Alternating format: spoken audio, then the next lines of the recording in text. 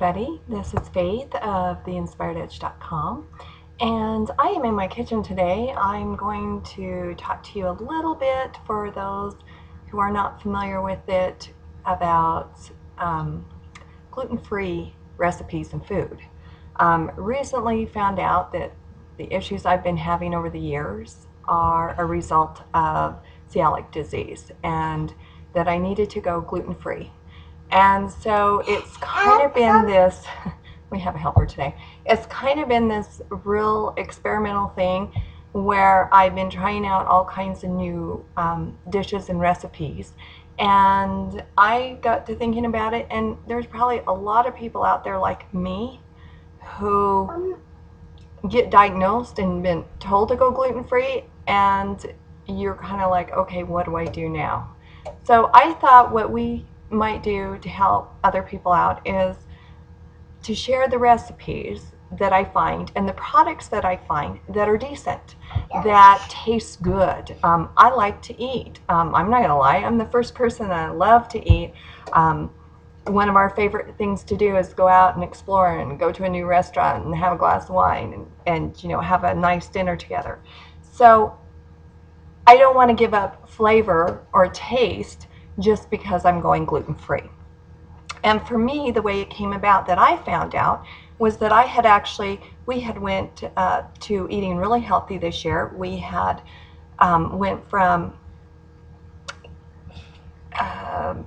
going for, you know, basic stuff where we thought we were healthy, to reading more, getting more information, realizing the stuff we were eating was not healthy, going organic, and buying CSA food shares, which you basically buy from a farmer, and which is great because we were able to find meat, eggs, produce, milk with no hormones, no chemicals. And so we had decided to go completely healthy, and I got really sick. Why? Because I was eating really healthy breads with really lots of fiber content in them that had wheat, barley, and rye a lot of times in the bread. Perfectly healthy for somebody who can handle gluten, but for somebody that can't, well, it made me more sick than I've been in a while. And so I happened to come across an article about digestion and read an article about the disease and realized I was reading my own bio. So we were changing, and we're not just changing for me. I'm actually, you know, because it doesn't make any sense to just cook just for me. A lot of the things I cook are for the whole family, so it needs to be something that is pleasing to everybody.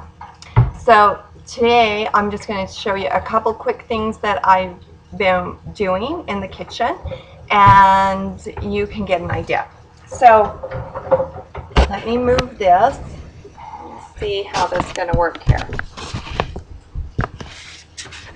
Okay, so today we actually made 2 loaves of gluten-free bread. If you see that, they're beautiful. They turned out great. On the bread, interesting little side note here, I had been buying the gluten-free bread originally as I started this through that you just buy off the shelf, basically. And to my surprise and shock, it, to me, tasted horrible. Now, some people might like it. I did not. I didn't like the texture of it. I didn't like the taste of it. I didn't think it tasted good at all. This bread, hold on one second, is actually one from a mix. So this says gluten-free pantry sandwich bread mix. Now, this is also cheaper than buying your bread in the store off the shelf. The bread in the store is $5 a loaf. That's a lot, you know, that's an expensive loaf of bread. This is $4 a box, and you can get 2 loaves out of it. So you know, you're down to reasonable again, and it isn't very hard to mix up or make. it was actually relatively easy, and I baked it in an oven. I don't have a bread machine right now, so I baked it in the oven. So, you know, if I can bake it in the oven, it's fairly easy. The other thing that I'm doing today,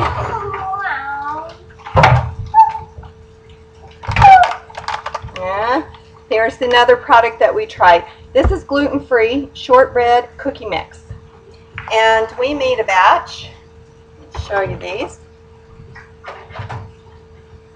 Where did my towel go? Hold that.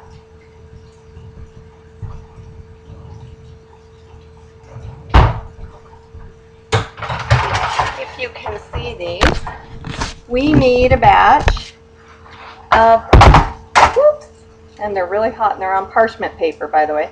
We made a batch of sugar-free, or not sugar-free, excuse me, gluten-free shortbread cookies. Now, I love to experiment. Even if it's a package, I like to add my own flavors, my own taste. And so with these cookies, we added a little extra. We added orange flavoring and pumpkin pie spice to give it a little bit more.